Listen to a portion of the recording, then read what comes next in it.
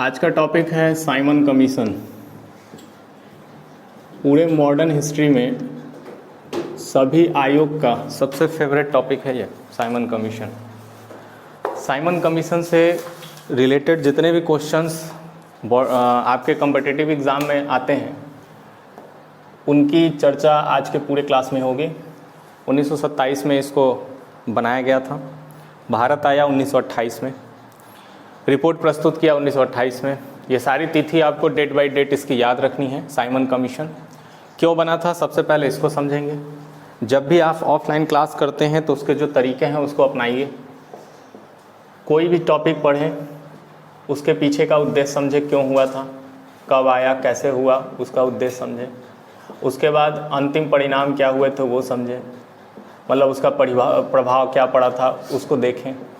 उसके बाद उसमें संबंधित जो नेता थे, जो प्रमुख नेता थे, उनके नाम, संबंधित नेताओं के नाम, नेताओं के अलावा संस्था का नाम, संस्था के अलावा पत्रिका अगर कोई उस समय जागरूकता के लिए छपी है उसका नाम, कोई अखबार का नाम, कोई किताब, और लास्ट में कुछ नारे दिए गए हों या कुछ ऐसे स्लोगन कहे गए हों बड़े ब्रिटिश इतिहासकारों के द्वारा, उसको देखना है। कल का एक पेपर हुआ है परसों का 15 मई को CDPO बिहार BPSC का हुआ है। उसमें बहुत सारे अच्छे वही पढ़ाने वाले लोग हैं जो मिलेनियर हैं यूट्यूब पे, उन लोगों ने बड़ा अच्छा एब्जॉर्वेशन दिया है। CDPO के जो मॉडर्न हिस्ट्री का क्वेश्चन आया था वो बाकी हमेशा के परीक्षाओं से इस बार थोड़ा सा घुमा के टफ आया था। तो पूरा एग्ज़ाम का जितना भी क्वेश्चन आया है उसको देखने से आपको ये लगेगा कि वो क्वेश्चन टफ नहीं थे, बहुत सालों से वो क्वेश्चन पूछे नहीं गए थे। जैसे जो अभी का ट्रेंड बना हुआ है उसमें आपको CDPO का जब आप पेपर देखेंगे तो BPSC में भी आपको मैंने कल शेयर किया था, BPSC का पेपर आपको दिखाया था, उसमें भी चंपारण का क्वेश्चन आया हुआ था, 3 कठिया प्रणाली आया हुआ है, और CDPO वाले एग्ज़ाम में भी जो 15 मई को हुआ है परसों, उसमें भी चंपारण आया। तो हम कह सकते हैं कि चंपारण वाला क्या है, आयोग के सब उस सेटअप में है, बार बार पूछता है, लेकिन इसमें ऐसा नहीं है। CDPO के एग्ज़ाम में बहुत सारे ऐसे टॉपिक से क्वेश्चन पूछे गए हैं मॉडर्न हिस्ट्री में जो कि बहुत दिनों से नहीं पूछे गए थे, बस इतना सा फ़र्क है।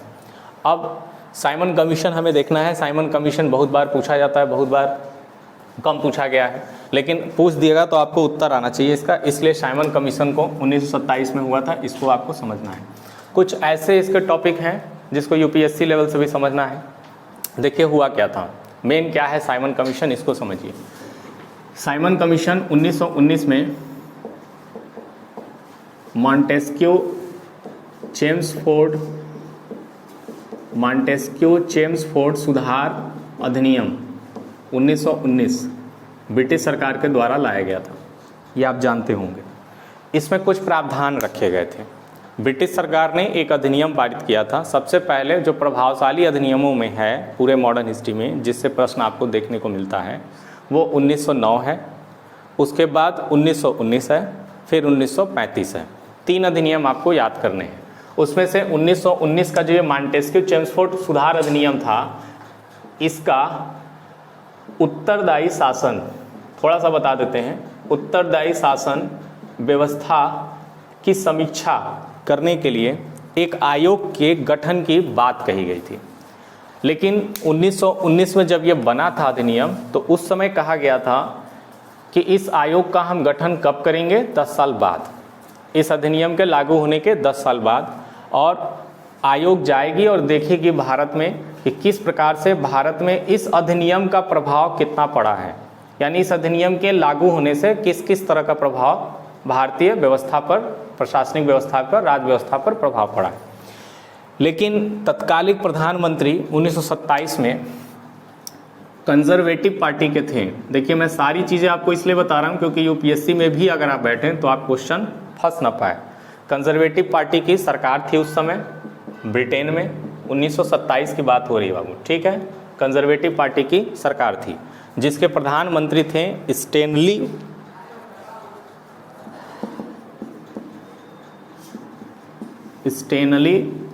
इनका पूरा नाम है स्टेनली बाल्डविन। ये तत्कालिक प्रधानमंत्री उस समय के थे, प्राइम मिनिस्टर थे, कहाँ के? ब्रिटेन के। इनके द्वारा साइमन कमीशन का गठन किया गया। क्यों किया गया इसको आप अच्छे से तरीके से समझ लीजिए।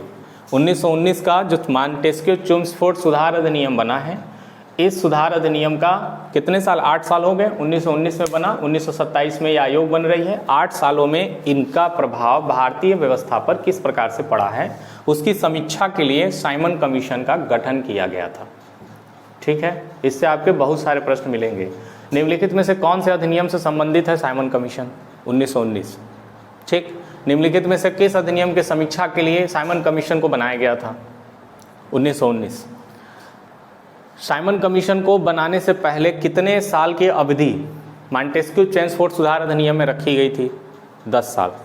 मॉन्टेस्क्यू चेम्सफोर्ड बनाने के बाद 10 साल बाद एक आयोग का गठन किया जाएगा, ऐसा कहा गया था। लेकिन स्टैनली वाइडल जो है आपके ये प्रधानमंत्री, इन्होंने 8 साल पहले यानी 2 साल पहले ही एक आयोग का गठन कर दिया।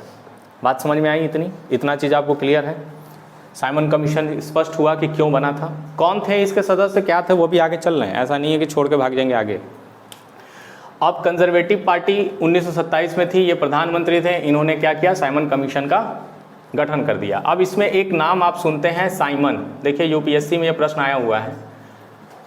साइमन इसके अध्यक्ष थे, किसके? साइमन कमीशन के। ठीक है, हमें अध्यक्ष याद हो जाता है, लेकिन यूपीएससी बहुत घुमा के प्रश्न पूछा था, इसलिए हम आपको बता दे रहे हैं कि क्या करना है, इसमें कैसे समझना है।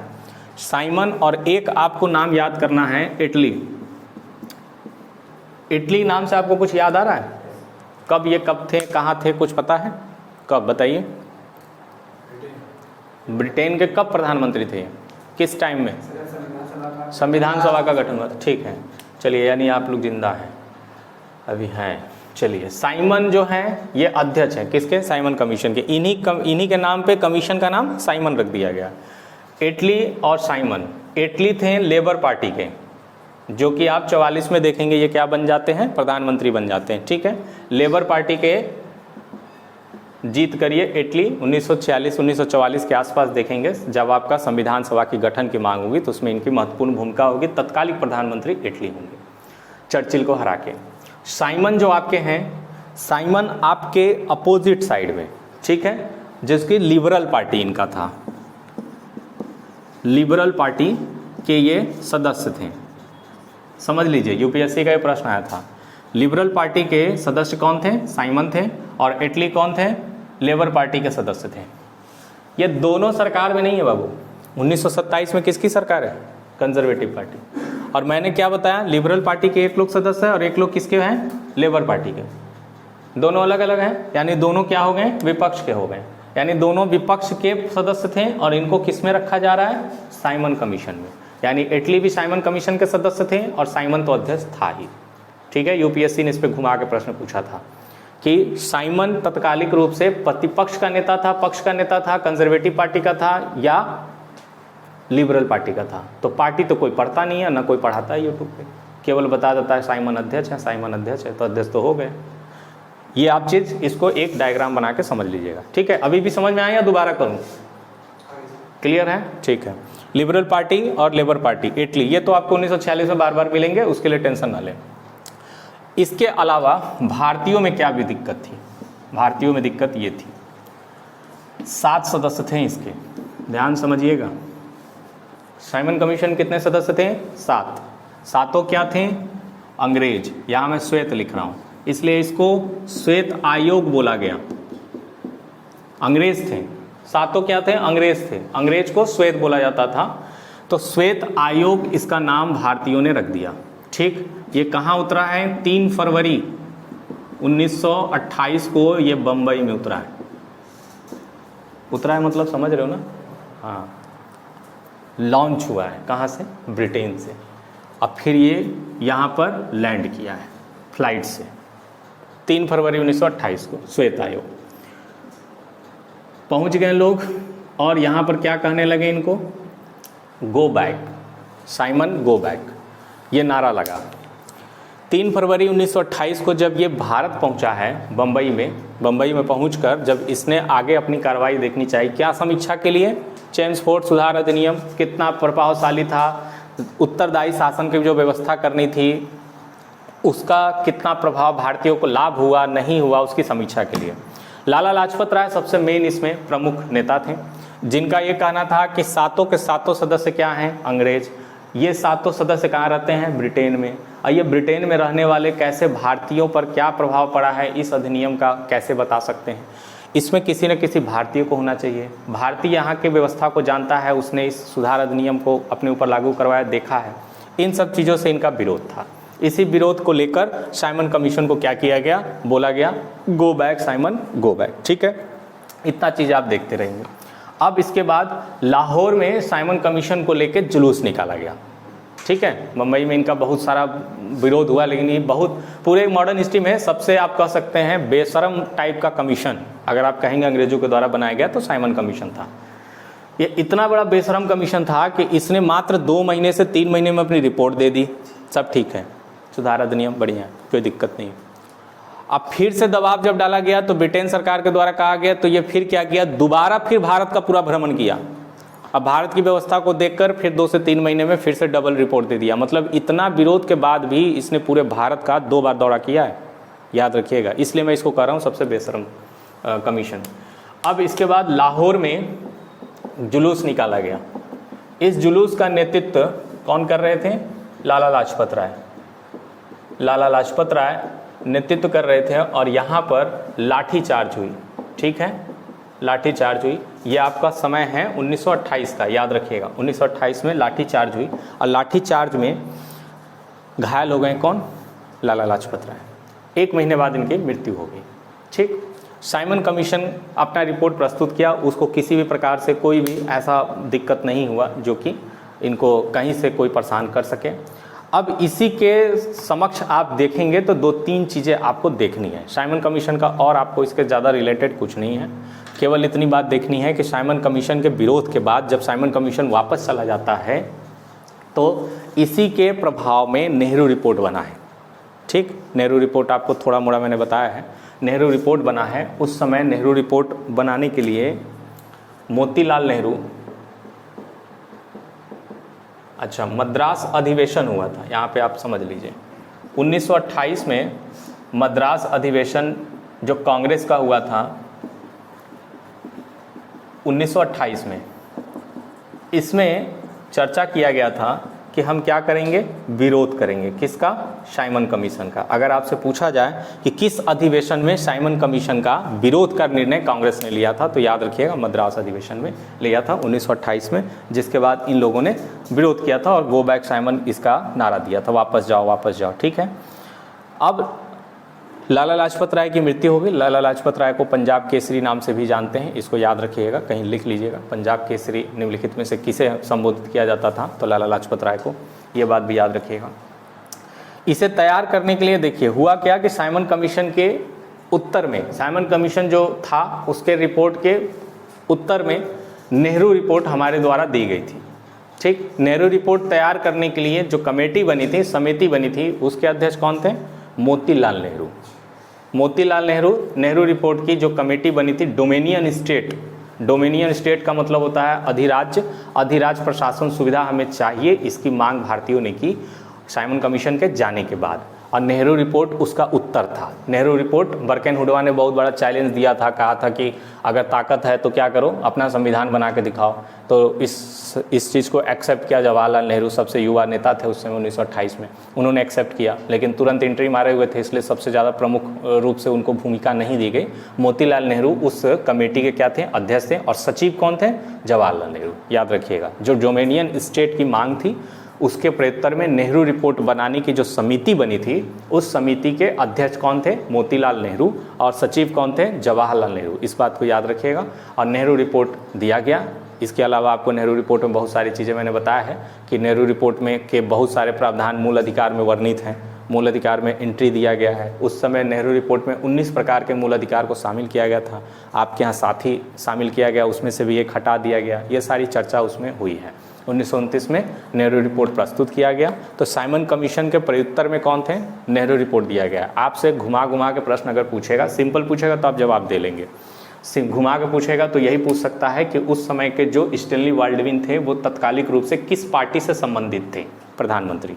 तो ये याद रखिए, कंजर्वेटिव पार्टी। ठीक है, अब हम इसको क्या कर रहे हैं, कंक्लूड कर रहे हैं पूरे क्लास को, तो ध्यान समझ लीजिए। कंजर्वेटिव पार्टी के थे। दूसरा, इसमें उत्तरदायी शासन की जो व्यवस्था लाई गई थी मांटेस्क्यू चेम्सफोर्ड सुधार अधिनियम में, उसकी समीक्षा के लिए इस आयोग का गठन किया गया था। उद्देश्य हो गया ये। उसके बाद अगर आप यूपीएससी में बैठे हैं तो इस तरह का प्रश्न आपको देखने को मिलेगा कि जो उसके अध्यक्ष थे साइमन कमीशन का जो अध्यक्ष था साइमन, वो किस पार्टी से संबंधित था, प्रतिपक्ष का था, विपक्ष का था, पक्ष का था, ये सारे प्रश्न पूछे। इटली भी उसके आजकल प्रश्नों में बना हुआ है, इसलिए इसको भी याद कर लीजिएगा। लेबर पार्टी के थे। उससे संबंधित नारे कौन से लगे थे, तो आपको याद है commission go back, Simon commission go back का नारा लगा था। लाहौर में जुलूस निकला था जिसमें लाला लाजपत राय की मृत्यु हुई 1928 में लाठीचार्ज में। और मद्रास अधिवेशन में कांग्रेस ने इस कमीशन का विरोध करने के लिए क्या किया था, फैसला किया था। साइमन कमीशन के उत्तर के रूप में नेहरू रिपोर्ट बनाई गई थी। नेहरू रिपोर्ट बनाने वाली जो समिति थी, उस समिति के अध्यक्ष कौन थे, मोतीलाल नेहरू। याद रखिएगा, ये क्या थे, अध्यक्ष थे। और नेहरू रिपोर्ट बनाने वाली समिति के सचिव थे जवाहरलाल नेहरू। इन दोनों नाम याद करने में आपको दिक्कत नहीं होगी। ठीक है, सबसे बड़ा पद कौन सा है, अध्यक्ष का, तो पापा बन गए। ठीक है, और छोटा पद है सचिव का, तो बेटा बन गया। तो बस इस तरह से आप याद कर सकते हैं इन दोनों को। ये आपके नेहरू रिपोर्ट किसके लिए बनाई गई, साइमन कमीशन के उत्तर के रूप में। इसके बाद फिर विवाद बढ़ता जाएगा, जिन्ना एंट्री मारेंगे, कहेंगे हमें नहीं मंजूर है नेहरू रिपोर्ट, और अपना 14 सूत्री फार्मूला देंगे। ठीक, 14 सूत्री फार्मूला को कंट्रोल में नहीं किया जा सकेगा, फिर सबको एक जगह पे बैठा के बात करने के लिए गोलमेज सम्मेलन होगा, फिर वो सब सीधे आगे हम पढ़ते जाएंगे। तो इस तरह से इसको आप कंप्लीट कर लीजिए। और साइमन कमीशन से जितने भी आप लगा सकते हैं, क्वेश्चन लगा सकते हैं, वो सारी चीज़ें आप लगाने का प्रयास करिए। जवाहरलाल नेहरू और इस टाइम में मोतीलाल नेहरू, यही दो नेहरू रिपोर्ट के सबसे इंपॉर्टेंट पॉइंट्स हैं।